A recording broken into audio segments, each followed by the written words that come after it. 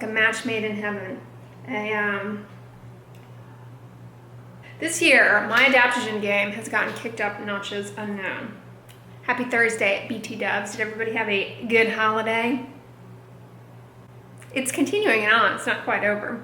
I'm swaying back and forth in case you guys have a little too much eggnog. This chaga elixir, I was just thinking to myself, maybe it's the organic field mint that they put in this. I'm not entirely sure. It really brightens up the taste of the coffee. Like that, I'm kind of towards the end of that particular bag of Lavazza, and I'll have to be honest with you, it's a little stale.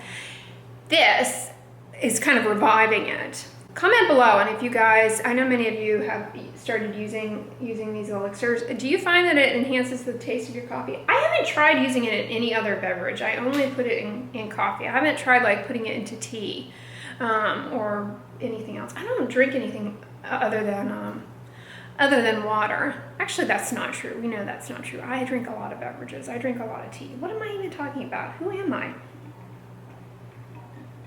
I love beverages because I'm always on all of these like wellness type pursuits, and I get like so into different trends when it comes to foods and superfoods. I fall for it every time.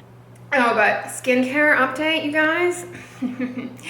I'm wearing Elta MD UV Sport as my sunscreen all over my face, and I've got the Exuviance Tinted Mineral Shield and the Color Science 3-in-1 as my iron oxide layerage. The Lavoie air purifier, I mean, the air purifier combined with the humidifier. Why is Sephora not like selling those as beauty devices? All of these like buzzy little like massage abrader things that they come out with, and like glorified rolly balls that you're supposed to put on your face. One device that is evidence-based is a cool mist humidifier. I mean, that is so helpful for the skin barrier. Bearing in mind you take good care of it and you don't let it get moldy.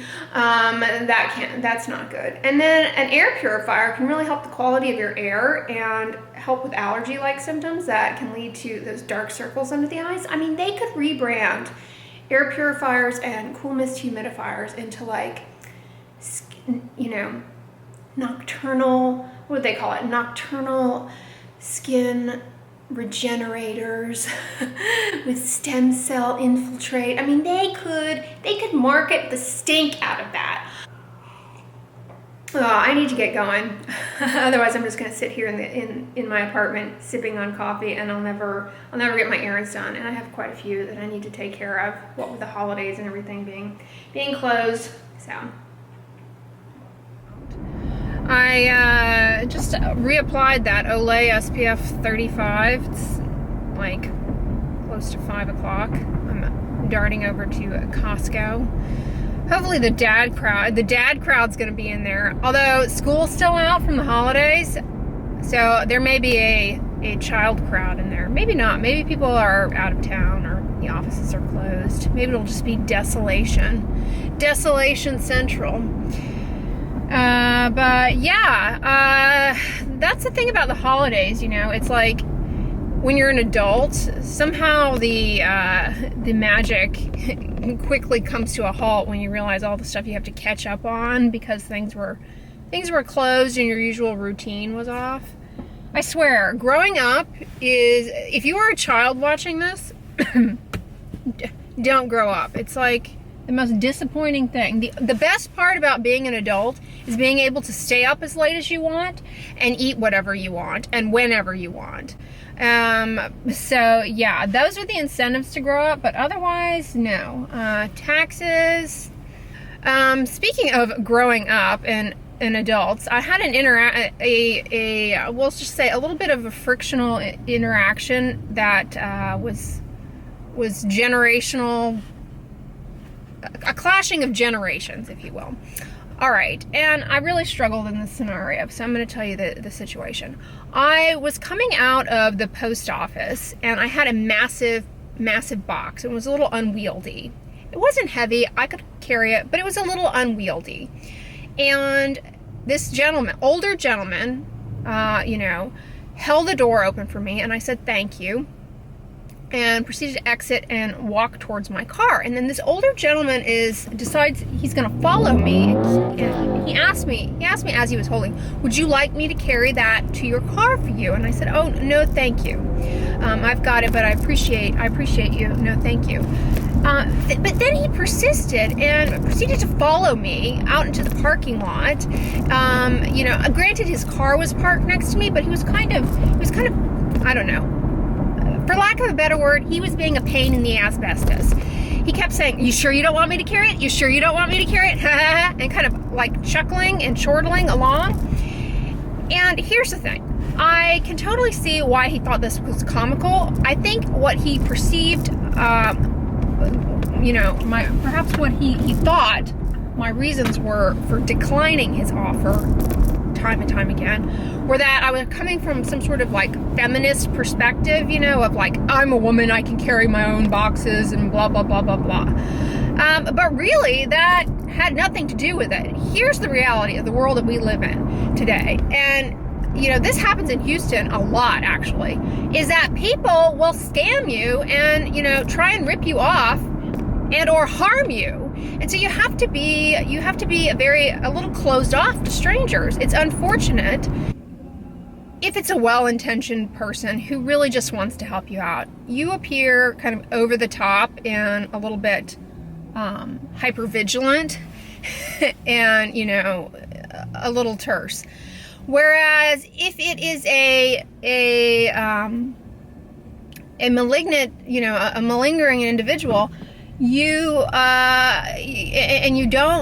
don't proceed cautiously, you're giving them, you know, too much leeway to rip you off, basically. Have you guys ever been in a situation similar to that? And I say it was a generational clashing because you know, I think that the gentleman being older, and I really do want to believe in my heart of hearts that he truly was well-meaning. I mean, but you can't judge a book by their cover. He could be a criminal for all I know, just because, you know, he appeared well-dressed and well-groomed and mild-mannered. That means nothing. So I'd like to believe he was well-intentioned. But yeah, I mean, have you guys ever been in a similar situation? And like I was saying, I say it's a generational clashing because nowadays younger generations, they don't offer to carry out anything for you. I mean, maybe they do, but it's usually people who were raised in another time that are polite. Everyone else is in their own protective bubble, assuming the worst in humanity. It's just interesting, but he did leave me alone, and then I proceeded to drop the box, you know, and kind of stumble, and was like, oh jeez, you know, you just feel awkward. So yeah, but yeah, we have a lot of like crazy. I was reading, one of you guys actually told me that your spouse is a former police officer, a retired police officer or police chief, and from Houston, and you were telling me never ever park near a white van. Well, I was reading on the Houston Reddit. See, I need to get off of Reddit. When I lived in New York, I used to read Reddit posts, and I would just terrify myself into almost reclusivity, further reclusivity. But I was reading on Reddit Houston about how there's these scammers who go around in this white van, and they will approach you in a parking lot. First of all, they'll park, you know, like really close, and they'll kind of box you in, and they'll approach you as you're getting out of your car, and say you have a visible defect on your car, like a dent or something. They'll like badger you and say, why don't you let me fix your car for you? And apparently they do something where they like smear some sort of brown paint on your car. I don't know. It was one of those Reddit things where the feed just gets blown out of proportion. It's almost like telephone game, and you kind of lose track, and before you know it, it's like, I have no idea what they're talking about. But yeah, stuff like that happens. Or people, you know, will approach you in the parking lot and rip you off, you know, steal from you. It's not uncommon. Speaking of being on your toes, with it being after Christmas, I wonder if the Tuscany candles are on sale. That peppermint cream, you guys, that has to be a fave of mine. Oh, we got crowds here. We got crowds. Yeah, peppermint cream. Holiday winner. So I'm wearing this Fabletics sweatshirt that I got whenever I did that Fabletics haul for you guys. This is perfect for driving. See how it protects the top of my hands? I just have a little sunscreen on my fingers. I'm also wearing their leggings. Of all leggings I've ever had, these are the only ones that do not bunch behind the in the popliteal fossa behind the knees.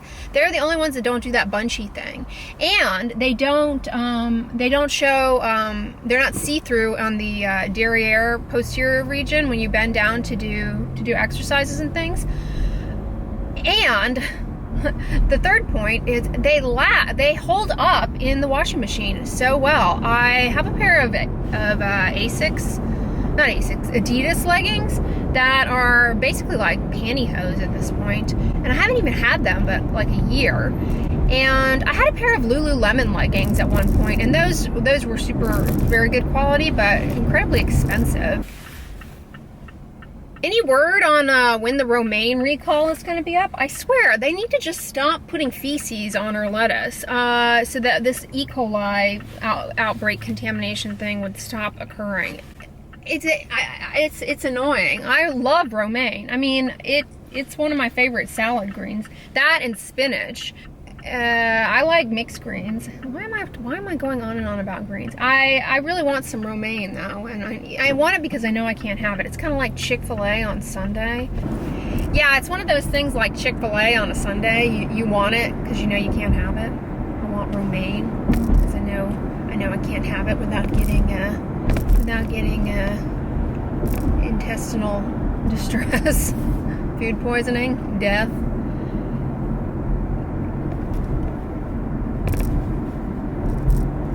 Colitis, hemorrhagic colitis. Yo, you gonna let me? Oh, check this out, guys. I'm here in Costco. They have frozen avocado chunks. How convenient is that? I should freeze avocado. When I cut into an avocado, I don't like to keep it around, but I'm not gonna eat the whole avocado. I should slice it up and freeze it. That's a brilliant idea. I didn't realize you could freeze avocado. Probably put a few cubes into a smoothie. Cool. Sparkling cider sample. Told you it was like a club in here. To quote Tribbiani, whoa! I'm pretty sure these are vegan. I just looked at the ingredients. They look like a dangerous thing to have in bulk. Dark chocolate coffee covered cashews. What genius invented this? Yeah, they're vegan. May contain peanuts, other tree nuts, and or milk. I think when it says may contain, that means like it's processed in a facility that processes those ingredients. So if you have like a severe allergy to it, there could be antigen lingering. I don't know. Weigh in, vegan. Some people have advanced vegan knowledge, but I think having 2 pounds of dark chocolate covered anything is reason enough for me to walk away. All right, so from Costco, I got a bag of the organic strawberries. I don't know, I've kind of been in the mood to start making maybe some smoothie bowls in the morning. We shall see. I also got 2 big bags at Costco of the organic riced cauliflower. I mentioned last week that this is not my favorite methodology. However, the cauliflower just lately has not been as I don't know, readily available. So I'm kind of stocking up just in case. These are really convenient. And it should come as no surprise, I got the Fresh and Quick, of course. If only I could just get auto delivery on that at a discounted rate. You know how you can subscribe and save on Amazon to things? I would, I don't know, just be handy. Speaking of stocking up on stuff to freeze from Costco, I got 2 bags of the Ocean Spray Fresh Premium Cranberries. I really love these, and I don't know, I have a feeling pretty soon they will be gone, so I'm stocking up while they have them. I also got another 6 count of the organic unsweetened almond milk. And moving along to Kroger, I got a head of Savoy cabbage and 2 yellow onions. I also got some parsnips, and I got some turnips, chayote squash, 4 bags of radishes, and like I said, the cauliflower has been really puny. I mean, look how little that is. That's like, I think I whined about that last week. But the yellow cauliflower hybrid that I got last week, I know why I don't like that. It gets like really moldy, spotty very quickly. And I got some more True Lemon Lemonade wild berry flavor this week. These crispy balsamic beets, I got another bag of them. I'm still working on the one that I have, but they look like they were almost out. They're on sale right now at Kroger, and they're on Ibotta. These are really good. They don't taste like balsamic vinegar, however. Oddly enough, they taste to me like I recall McDonald's Happy Meal hamburgers tasting. Not the hamburger, because let's face it, that never tasted like anything. But the way McDonald's takes ketchup and relish, is it? Pickles, and makes like a sauce and puts it on the burgers, that's what this kind of tastes like. And it's good. So I bought another bag. Speaking of discounted things, I've never heard of this brand. You Gotta Be Nuts. But they were in the clearance bin for 99 cents. This basil and sun-dried tomato almonds. That sounded good. And I was shocked to see that the caramel and sea salt cashews are vegan. They don't have any dairy in them whatsoever. So I figured I'd give these a try, and if I don't care for them, I'll let my mom eat them. She'll eat any. Her quote is, "I've never met a nut I don't like." So I thought I'd give these a whirl. Caramel is one of those flavors that, for vegan things, is pretty scarce.